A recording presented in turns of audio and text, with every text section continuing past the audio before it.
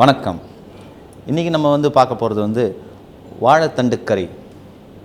வாழைத்தண்டு பார்த்திங்கன்னா உடம்புக்கு ரொம்ப ரொம்ப நல்லது. அதை எப்படி இப்போ கறியாக நம்ம செஞ்சு பார்க்குறோம். அதுக்கு தேவையான பொருட்கள்: வாழைத்தண்டு கறி. தேவையான பொருட்கள்: வாழைத்தண்டு 3 நம்பர், பச்சை மிளகாய் 6 நம்பர், வெங்காயம் 2 நம்பர், பூண்டு 10 கிராம், கருவேப்பிலை சிறிய அளவு, கடுகு 10 கிராம், மஞ்சத்தூள் 1 டேபிள் ஸ்பூன், மிளகு அரை டேபிள் ஸ்பூன், வெள்ளை மிளகுத்தூள் தேவைக்கேற்ப, தேங்காய் பால் 100 ml, சர்க்கரை தேவைக்கேற்ப, எண்ணெய் தேவைக்கேற்ப, உப்பு தேவைக்கேற்ப. தேவையான பொருட்களை பார்த்தாச்சு. இது இப்போ எப்படி செய்ய போகிறோன்னு ஷார்ட்டாக நான் சொல்கிறேன். அதுக்கப்புறம் அதை ஸ்டெப் பை ஸ்டெப்பாக நம்ம செஞ்சு பார்க்கலாம். இப்போ இந்த வாழைத்தண்டுன்றது பார்த்திங்கன்னா உங்களுக்கு இதில் கடுகு, கருவேப்பிலை, பச்சை மிளகாய் இதெல்லாம் கலந்து வரும்போது அந்த வாழைத்தண்டில் இருக்கிற அந்த கசப்பு தன்மையை வெளியே எடுத்துரும். அதுக்கப்புறமேட்டு பார்த்திங்கன்னா அது நல்லா குக் ஆனதுக்கப்புறம் தேங்காய் பால் போட்டு அது முடிக்கும்போது அதோடய சுவை அதிகமாக இருக்கும். எப்படி பண்ணுறோன்னு இப்போ பார்க்கலாம்.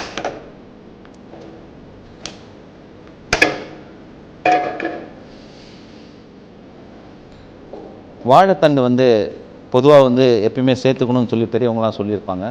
அது டைஜஷன் ப்ராப்ளத்துக்கு நல்லாயிருக்கும். அதே மாதிரி பார்த்திங்கன்னா அந்த கிட்னி ஸ்டோன் ஃபார்மேஷன் அதெல்லாம் இது எடுக்கிறதுன்னு பெரியவங்க சொல்லுவாங்க. அதனாலே நிறைய பேர் இதை இப்போ லைக் பண்ண ஆரம்பிச்சிட்டாங்க. இதை ஏன் நிறைய பேருக்கு பிடிக்காது அப்படின்னா அது ஒரு கசப்புத்தன்மையாக இருக்கும் அப்படின்றத ஒரு ஃபீலிங் அவங்களுக்கு. அந்த கசப்புத்தன்மை இல்லாமல் வாழைத்தண்டை கறியாக எப்படி நம்ம இப்போ பண்ணுறதுன்னு நம்ம பார்க்கலாம். இதுக்கு பார்த்திங்கன்னா உங்களுக்கு கடுகு இருக்குது. இது எண்ணெய் சூடான பார்த்திங்கன்னா கொஞ்சோண்டு கடுகு. உங்களுக்கு கடுகு எப்பயுமே பார்த்திங்கன்னா எண்ணெயில் கடுகு வெடிக்கணும். அப்போ தான் அந்த கடுகோட அந்த ஸ்பைசஸ், அந்த கடுகோட முழுமையான விஷயங்கள் டிஷ்ஷுக்கு போகும்.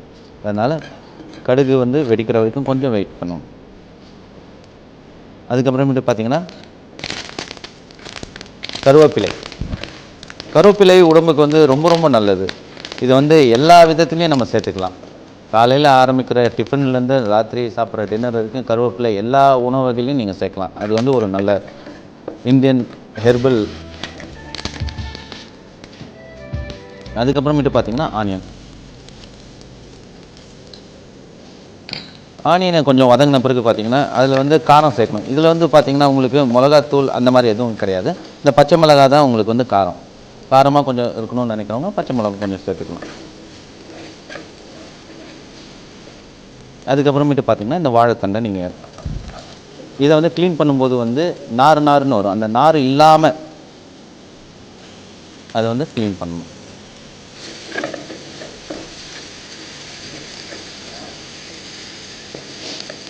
இதை கறியாக செய்யலாம், இல்லை உங்களுக்கு பொரியலாக செஞ்சு சாப்பிட்லாம்.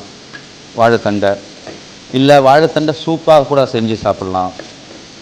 உங்களுக்கு வாழைத்தண்டு ஏதாவது ஒரு விதத்தில் அது உள்ளே போச்சுன்னா, வாழைப்பழம் எந்த அளவுக்கு உங்களுக்கு எனர்ஜெட்டிக்காக இல்லை நியூட்ரிஷனாக இருக்குதோ அதே மாதிரி வாழைத்தண்டும் அதுக்கு அதை விட அதிகமாக உங்களுக்கு இருக்குது. நார்மலாக சாப்பிட்டோன்னா எல்லோரும் வாழைப்பழம் சாப்பிடுவாங்க, ஏன்னா அதில் கார்போஹைட்ரேட்ஸ் அதிகமாக இருக்கிறதுனால. அப்போ வாழைத்தண்டுக்கு இன்னும் எந்த அளவுக்கு அதில் பவர் இருக்குன்னு நீங்கள் பாருங்கள். வாழைத்தண்டை நல்லா வதங்கின பிறகு பார்த்திங்கன்னா உங்களுக்கு குக் ஆகிறதுக்கு கொஞ்சமாக தண்ணி போட்டுக்கலாம். இதில்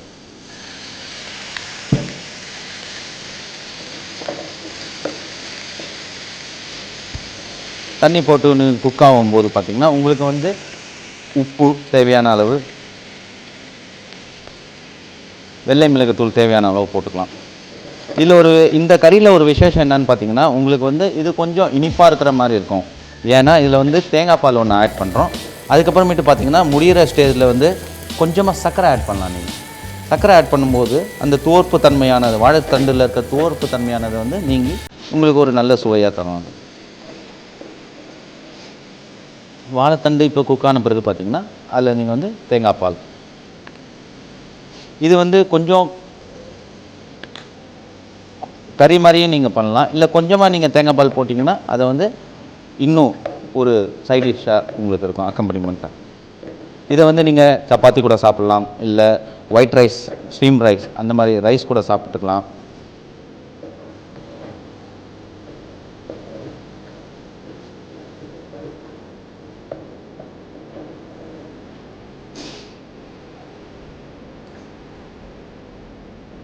வாழைத்தண்டு ரெடி ஆயிடுச்சு.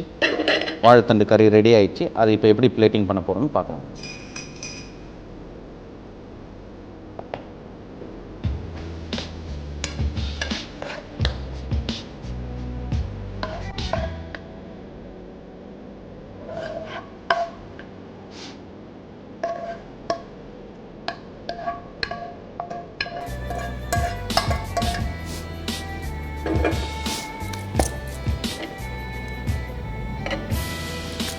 இந்த வாழைத்தண்டு வந்து உங்களுக்கு வந்து ஃபினிஷ் ஆகும்போது பார்த்திங்கன்னா அதில் இருக்கிற தேங்காய் பால், அதுக்கப்புறமேட்டு அதில் இருக்கிற அந்த ஆனியன், க்ரீன் சில்லியோட ஃப்ளேவர்லாம் சேர்ந்து பார்த்திங்கன்னா உங்களுக்கு வந்து ஒரு முழுமையான சுவையான ஒரு கறியாக தெரியும். வாழைத்தண்டு சாப்பிடாதவங்களுக்கு இந்த மாதிரி நீங்கள் ஒரு கறியை நீங்கள் டேஸ்ட் பண்ணி பார்த்தீங்கன்னா கண்டிப்பாக உங்களுக்கு பிடிக்கும்.